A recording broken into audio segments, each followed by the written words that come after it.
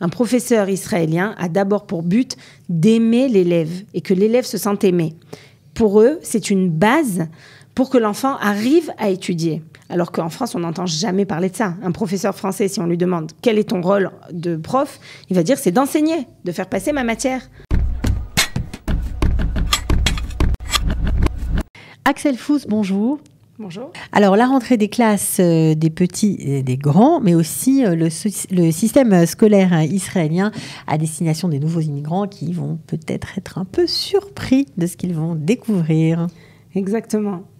Alors, d'abord, la rentrée scolaire en général, pour bien se préparer, pour préparer son enfant, on va vouloir parler donc de ce qui va se passer, préparer ensemble les affaires scolaires, expliquer aux enfants le programme des premiers jours. Si c'est pour les tout petits des Ganim, leur expliquer qu'ils auront une journée d'adaptation. Vraiment, faut parler, quoi. Parler, voilà, exactement. Okay. Parler, expliquer. Acheter des nouvelles affaires. Généralement, on achète des nouvelles affaires pour la rentrée des classes, donc les préparer avec eux, les mettre dans le sac, leur montrer qu'on emballe, qu'on écrit leur nom. Tout ça, en fait, tout ce qu'on peut faire pour les rentrer dans l'ambiance. Après 2 mois de vacances, on n'a plus la tête à ça, les enfants non plus d'ailleurs, et du coup, ça va les aider à se remettre dans le bain et à rentrer doucement dans la nouvelle routine. On les désangoisse, parce que souvent les petits sont angoissés, même les grands, ceux qui rentrent, ceux qui changent, qui quittent le collège pour entrer au lycée, Khativat Benaï pour entrer au Tichol, ils s'angoissent sur le primaire. Qui va être leur prof? Voilà, exactement. Ils sont un peu tendus. Qu'est-ce qu'on dit ? Généralement, dans les écoles israéliennes, c'est bon à savoir, il y a un passage en douceur. C'est-à-dire que tout au long de l'année, par exemple, les Gan Chova, la 3e année de Gan, on va les faire visiter l'école dans laquelle ils vont être. Okay. C'est au sein de l'école. C'est la ganénette qui prend les élèves et qui font un tour dans l'école, qui voit des kitotes aleph, qui se préparent. Ça, c'est pour les tout petits, ça, c'est pour les plus grands. Petits. Le collège. De la même manière, souvent, les kitotes vav, donc les 6e, vont visiter le collège et visiter le 5e tout. Déjà, c'est rassurant. Maintenant, cette préparation qu'on va faire, qui est technique, de préparer les cahiers, de préparer les livres ensemble et tout, ça va nous permettre à nous d'ouvrir le dialogue sur justement les craintes, les appréhensions de nos enfants et tout ça. Maintenant, il faut remettre les choses dans leur contexte. Toute la vie, c'est que des passages. Un jour, ils auront à assumer un nouveau travail. Un jour, ils auront à assumer une nouvelle famille. Quand ils se marieront, ils devront connaître leur belle famille. Ainsi de suite, tout au long de la vie. Et ces passages-là de la vie, ça va être aussi une préparation à tous les passages qu'on va avoir. Donc, il ne faut pas dramatiser, nous, les parents. Si nous, déjà, on dramatise, on fait passer ce message, cette anxiété à nos enfants. Donc déjà, cool. On sait que l'enfant, il a en lui toutes les capacités pour appréhender des nouvelles situations. Il va se faire des amis, s'il change d'école, des nouveaux amis, une nouvelle maîtresse, un nouveau prof. C'est pas grave. Surtout qu'en Israël, un enfant, généralement, même depuis le CP, il a beaucoup de professeurs pour chaque matière pratiquement. Donc, il est habitué déjà à avoir un roulement, à avoir de nouveaux professeurs et tout ça. Donc déjà, nous, keep cool et faire confiance à nos enfants de savoir qu'ils ont tout en eux, cette capacité, que c'est un apprentissage aussi pour eux. Ok, alors ça, on va dire que c'est les grandes lignes pour la rentrée des classes. On a compris qu'il faut parler, bien expliquer, donner envie, pas mettre de pression en disant que le professeur il est nouveau, mais c'est pas grave, il va être formidable. Bref, on positive. Maintenant, pour la découverte du système scolaire israélien qui va attendre les nouveaux immigrants, qu'est-ce qu'il faut savoir ? Alors, qu'est-ce qu'il faut savoir ? D'abord que c'est tout à fait différent de la France. Ça veut dire quoi ? Ça veut dire qu'en France, le but principal de la scolarité, c'est d'étudier, d'acquérir des matières et de passer le bac. Ici, en Israël, le principal but du système scolaire, c'est de voir l'enfant s'épanouir. Donc, s'épanouir aussi dans les études, mais surtout s'épanouir. S'épanouir socialement ? Alors voilà, exactement. Socialement, d'avoir des bonnes relations avec ses enfants, avec les autres enfants, mais aussi d'avoir une bonne relation avec lui-même, d'être en position de réussite scolaire, d'être à l'aise, d'être aimé. C'est quelque chose qu'on n'entend pas du tout dans le système scolaire français. Alors, il y a beaucoup d'encouragement dans le système scolaire israélien, ce qui a un peu moins, voire pas du tout dans le système scolaire français. Ça aussi, parfois, ça choque.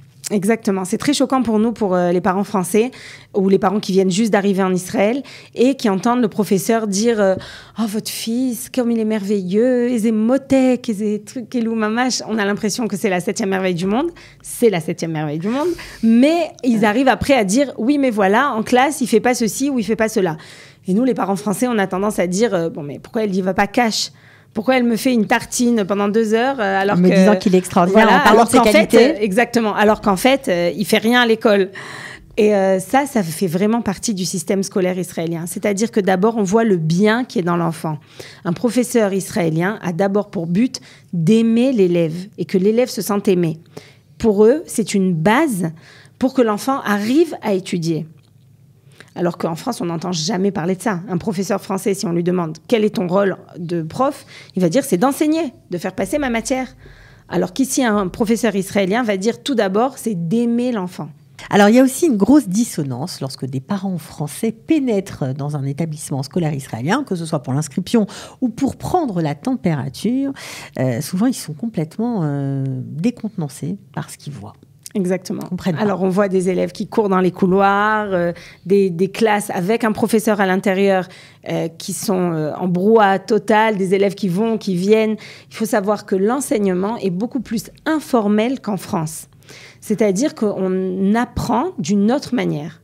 Alors, je suis pas en train de faire ni le procès et ni la défense du système israélien. Je dis juste que c'est un fait, que la manière d'apprendre est différente. C'est beaucoup plus vivant, beaucoup plus en groupe. Les enfants vont étudier en groupe, s'asseoir par groupe. Même les tables sont disposées différemment au primaire, par exemple. Est-ce qu'il y a une plus grande proximité avec les professeurs ? Une très grande proximité. En Israël, il n'y a pratiquement pas de barrière entre le professeur et l'enfant.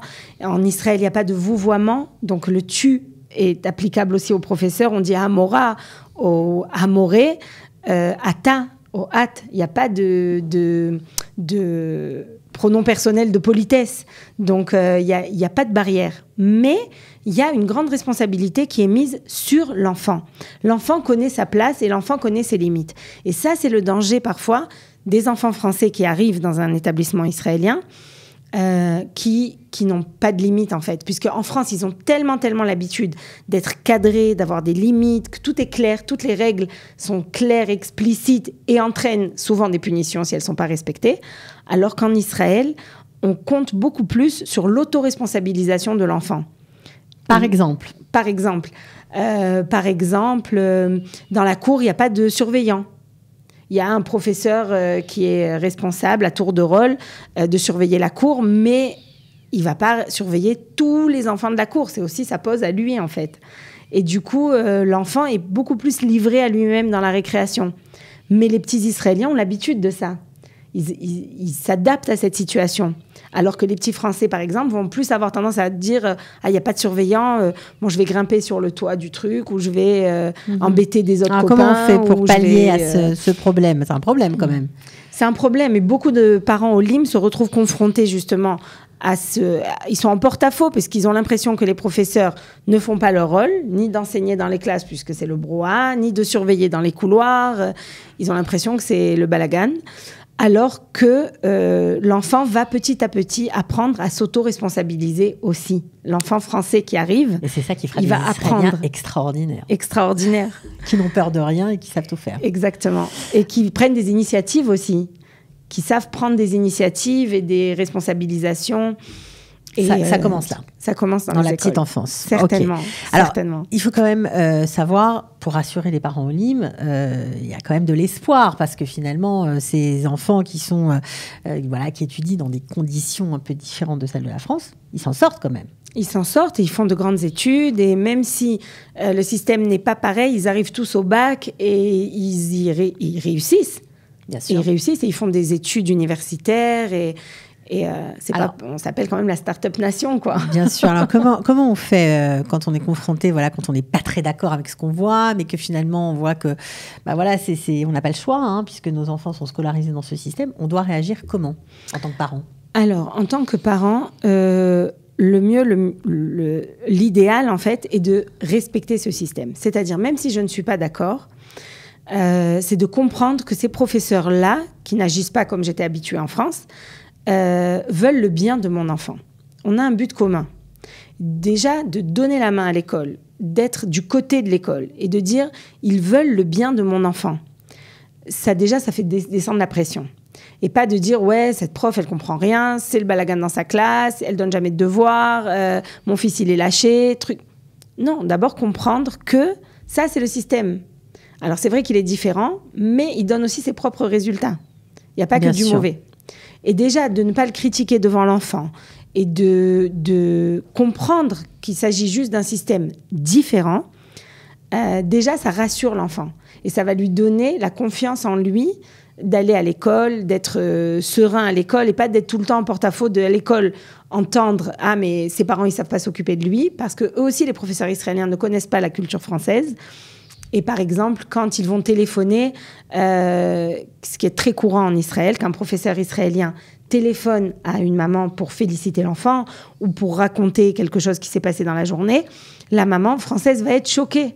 Parce qu'elle n'a pas l'habitude qu'un prof téléphone. Elle n'a pas l'habitude de parler au téléphone au professeur. En France, quand le professeur téléphone, ça annonce la fin du monde. Ah, c'est un drame. Ou presque. C'est que l'enfant a mis le feu à l'école, ou je sais pas, ou qu'il est très malade, shalom. Ouais.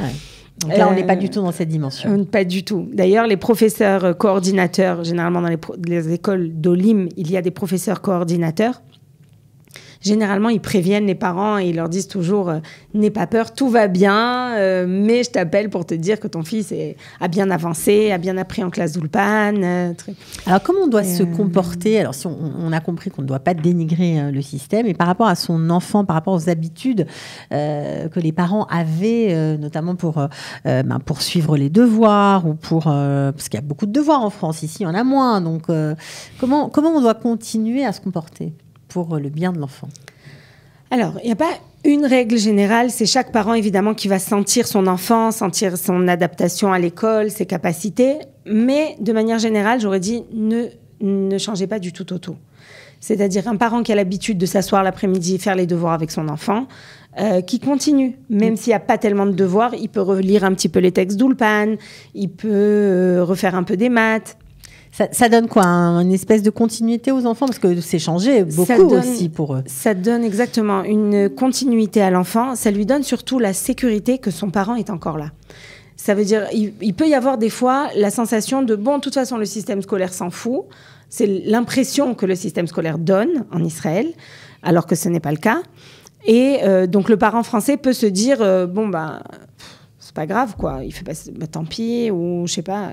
Alors que cette sécurité que l'enfant a encore, il a tellement l'habitude en France d'être cadré, l'enfant, que si d'un coup on lâche toutes les limites, lui aussi il saura plus où se positionner. Alors que si on garde une continuité, justement, comme on a dit, avec notre comportement en France, le comportement des parents en France, ça lui garde une stabilité. D'accord, alors justement, ces enfants-là qui étaient habitués à faire beaucoup de devoirs, à être très cadrés, à avoir des exposés, beaucoup de choses en fait à faire et qui ne pouvaient pas sortir parce que tout simplement il fallait suivre à l'école et si on sort, on est largué, on a besoin de réviser, de travailler dur. Les professeurs israéliens, eux, ne savent pas du tout, ne connaissent pas cet état de fait. Est-ce qu'ils exigent des nouveaux immigrants assez de choses ou est-ce qu'ils se disent bon ils sont nouveaux, on va pas trop les charger et là pour le coup ça met les élèves complètement dans une situation inconnue quoi. Exactement, c'est souvent ce qui se passe puisqu'il y a l'incompréhension de la langue au début et le professeur comme on a dit qui est là pour aimer l'enfant est très empathique. Donc, il va se dire, le pauvre, il est en train de passer quelque chose de difficile, il change de pays, il n'a pas d'amis, il ne comprend rien. Je le laisse. Je le laisse. Et il y a beaucoup de tendance à justement renoncer à lui faire ses devoirs, à lui faire les examens en temps avec tout le monde. Et non, ça, c'est quelque chose que les parents peuvent dire aux professeurs. Ne renonce pas à mon enfant. Ce n'est pas parce qu'il ne comprend pas tout ce qui se passe dans la classe qui doit être mis à l'écart ou qui doit être délaissé en quelque sorte dans ses études. Parce qu'il est habitué à travailler dur, Parce qu'il est habitué, il a un grand potentiel et on veut mettre en avant son potentiel et il est capable de rattraper. Alors évidemment, il y a des règles du ministère de l'Éducation qui réglementent quelles matières sont obligatoires pour un enfant au lait et qui lui font passer des examens adaptés. Aussi, il a des notes en Ulpan qui lui servent de notes d'hébreu. Donc, Tout est réglementé. Mais il ne faut pas avoir peur à dire au professeur, tu peux lui donner un petit peu, quelques lignes, tu peux lui donner... il a l'habitude de travailler, mon enfant, et n'hésite pas à le faire participer à ce qui se passe en classe, même s'il ne comprend pas tout. C'est au fur et à mesure qu'il comprendra. D'ailleurs, je voudrais encourager tout le monde, s'il y a vraiment des Olim Khadashim, vraiment qui viennent d'arriver cet été, qui nous écoutent, n'ayez pas peur, le système est bien fait, et généralement, autour du mois de décembre, autour de Hanouka, généralement, les enfants parlent. Les enfants déjà parlent et peuvent s'exprimer en hébreu et participer avec leurs amis de classe et vraiment s'intégrer. Et puis un petit clin d'œil à toutes les mamans qu'on a vues débarquer dans les écoles, parce que on pleure en se disant mais c'est la catastrophe, ça n'ira jamais. On se rappelle évidemment très ému pour nous qui accueillons les nouveaux immigrants de leur grand sourire en fin de parcours et de voir la réussite des enfants. C'est toujours extrêmement émouvant, franchement. Donc voilà, on leur souhaite bonne chance, bonne rentrée. Ne soyez pas désespérés, tout passe, ça va s'arranger, et puis suivez les conseils d'Axel, voilà, vous verrez, vous ne serez pas déçus. En tout cas, merci pour tout ça, voilà, je pense que ça va être entendu. On termine avec une petite conférence, parce que c'est vrai qu'Axel, tu es aussi guide parental et tu donnes une conférence gratuite par Zoom pour aider les parents dans leurs tâches éducatives. Exactement. Ça sera quand ? Alors, c'est le mardi 13 septembre, au soir, à 9h. Lien d'inscription dans ma page Facebook, l'atelier des parents by Axel. Voilà, une conférence pour comprendre un peu la dynamique, parce que souvent on ne comprend pas, on dit mais je lui ai dit 100 fois, oui mais il ne le fait toujours pas. Donc pourquoi nos enfants jouer au ballon dans la maison ne nous obéissent pas, c'est ça ? Pourquoi nos enfants ne nous obéissent pas ? La dynamique secrète entre les parents et les enfants, je veux qu'il fasse quelque chose mais il ne le fait pas. Et voilà, ça peut s'appliquer à tout le monde. Les ados qui sont insolents, pourquoi il me répond comme ça ? Ou les tout petits qui font des crises de nerfs pour avoir quelque chose quand on a dit non.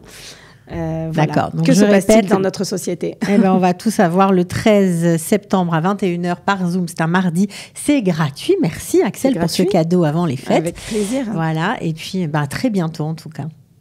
Avec plaisir. Et merci beaucoup. À tous. Au revoir.